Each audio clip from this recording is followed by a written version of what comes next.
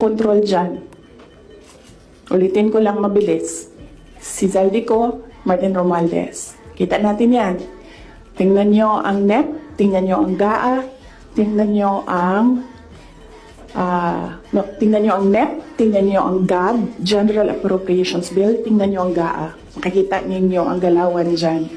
Hindi na siya kailangan ng expert. Sundan nyo lang kung ano yung nagbabago. Anong isa pa? Na-proof ko dyan, yung AKAP. Diba? Nagtalo sila sa AKAP. Sinasabi ng mga senador, hindi naman namin nakita yun noon eh. Sabi ni Zaldico, o diba? Pinirmahan nyo, digital signature ninyo, pinahiram ninyo, pinirmahan nyo yan. Nandun yan. Wala nang bycam na nangyayari.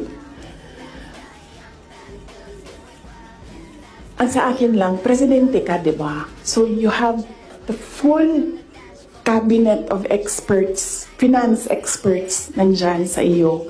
So nakikita nila, diba? Oh,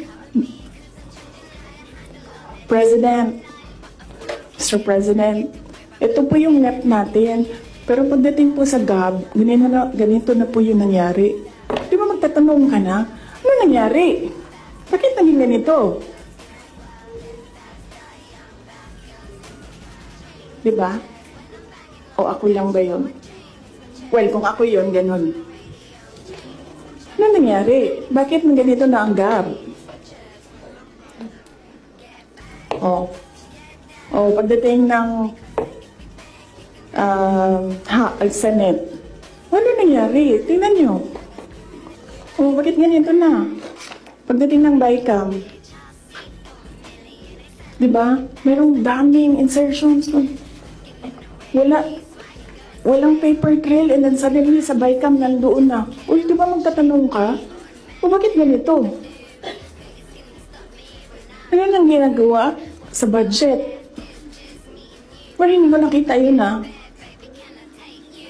Hindi ko lang alam kung alam niya. But there is an expectation that alam mo kasi ikaw ang nag-submit ng NEP and nakita mo kung anong lumabas sa GAA. So there is an expectation na alam mo kung anong nangyayari sa budget. So, merong president na, okay, ito yung NEP. Then, after a few months, okay, ito yung GAA. Yung wondering kung alam niya kung ano nasa page 2. Yan,